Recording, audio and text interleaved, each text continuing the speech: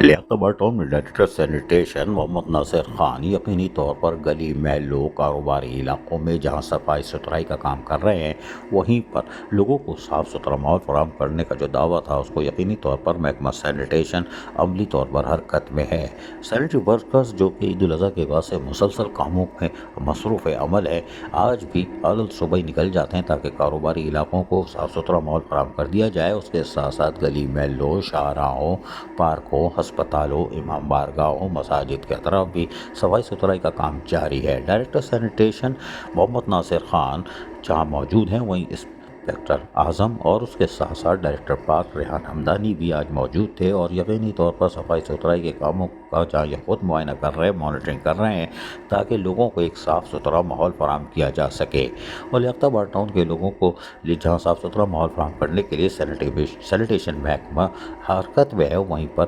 ہلکی بھاری مشینریوں یعنی بوب کٹ، ٹریکٹر ٹرالی کا بھرپور استعمال کیا جا رہا ہے تاکہ لوگوں کو صاف ستھرا ماحول فراہم کیا جائے، شہروں سے مٹی کے ڈھیروں کا خاتمہ کیا جا سکے۔ اور یہی وجہ ہے کہ ہلکی اور بھاری مشینریوں کا کھل کر استعمال کیا جا رہا ہے، جبکہ سینیٹری ورکرز بھی عملی طور پر مصروف عمل ہے جو کہ چوں تک نہیں کرتے اور عملی طور پر کاموں کو انجام دیتے ہیں۔ جبکہ ریحان ہمدانی ہو جو ڈائریکٹر پارک ہوں، نقی اسسٹنٹ ڈائریکٹر ہوں، ڈائریکٹر سینیٹیشن جو محمد ناصر خان، انسپکٹر اعظم، یہ سب مل جل کر یقینی طور پر کاموں کو انجام دے رہے ہیں تاکہ لوگوں کو یعنی اہلیان لیاقت کو صاف ستھرا ماحول فراہم کیا جا سکے۔ اور اس کے لیے عملی طور پر یہ مصروف عمل ہے جو یقینی طور پر خوش آئندہ اقدام ہے